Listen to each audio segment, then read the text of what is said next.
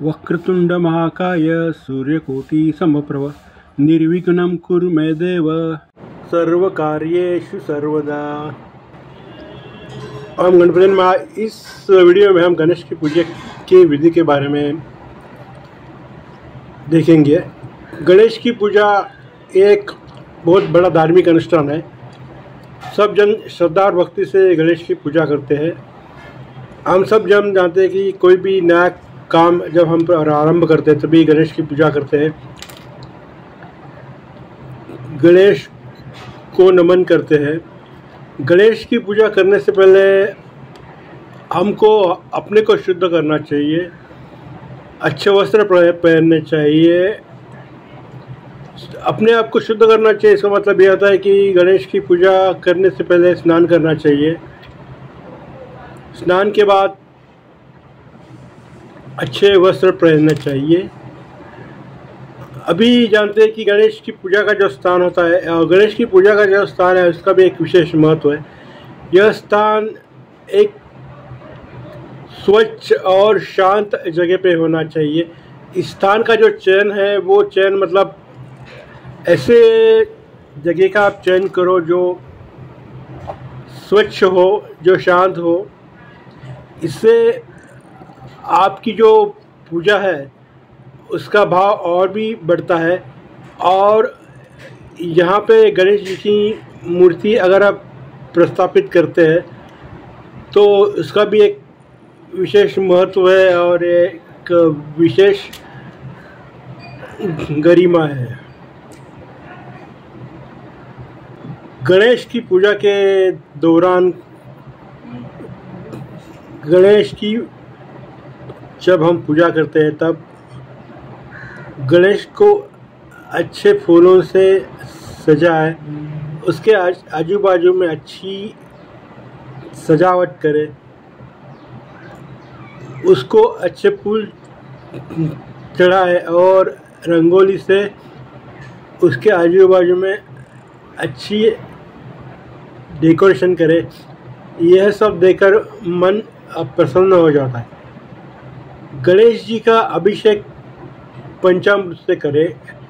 पंचामृत का मतलब ये होता है कि जिस तीर्थ में और जिस अमृत में दूध हो, दही हो, घी हो, शहद हो और चीनी हो, इन सब का मिश्रण होके जो तीर्थ होता है उसे हम पंचामृत कहते हैं। इस पंचामृत से गणेश जी को जल से उसका समर्पण करें या गणेश जी को इस पंचामृत से अभिषेक करें। इस क्रिया के दौरान आपका ध्यान रखें कि यह कार्य श्रद्धा से होना चाहिए, कार्य श्रद्धा से होना चाहिए, यह कार्य पूरी लगन से होना चाहिए। और ये कार्य करते समय आप केवल गणेश जी के स्तोत्र बोले या गणेश जी के नाम का स्मरण करें।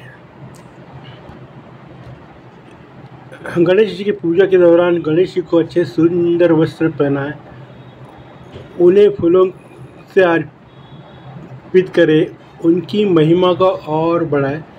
पूजा में धूप और दीप जलाना ना भूले। दीप जलाते समय अपना विचार शुद्ध रखें। गणेश जी को एक विशेष भोग अर्पित करें। गणेश जी को जो भोग अर्पित करते हैं उसमें गणेश जी के विशेष प्रिय मोदक होने चाहिए, मिठाई तो अवश्य होनी चाहिए और इसके साथ विभिन्न फल भी होने चाहिए। यह सब भोग आप गणेश जी को अर्पित करें। यह अर्पित करना यह दर्शाता है कि हम गणेश जी को जीवन की सारी सुखियाँ, सारी खुशियाँ अर्पित कर रहे हैं। गणेश जी के पूजन के दौरान ओम गणपति नमः का जप अवश्य करना चाहिए। इस जप के उच्चारण से या इस मंत्र के उच्चारण से एक सकारात्मक ऊर्जा का संचार होता है। विभिन्न गणेश मंत्रों का जाप करना भी बहुत लाभदायक होता है। इस दौरान अपने मन को शांत रखें, अपने मन का कंसंट्रेशन खाली जप में करें और सबको मिल के यह शांति पाठ करें। इस सब के बाद गणेश जी की आरती का प्रयोजन करें। आरती करते समय दीप को चारों ओर से घुमाएं और उनकी आरती करें। यह क्षण न केवल भक्ति भाव का है बल्कि एकता का भी प्रतीक है।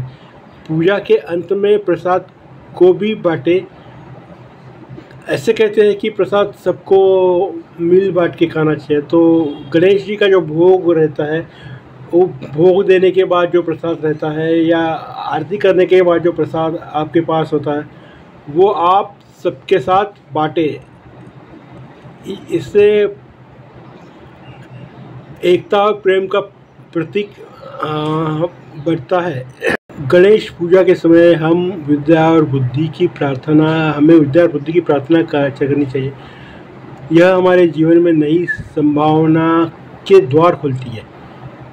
यही हमारी सब इच्छा और आकांक्षा की पूर्ति करती है। प्रार्थना करें और विश्वास रखें कि गणेश जी हमारे साथ है।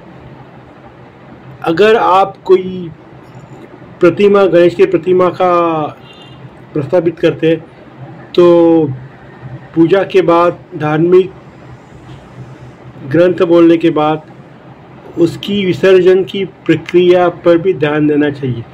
और विसर्जन के समय एक प्रार्थना तो आरती और भोग हमेशा गणेश जी को देना चाहिए।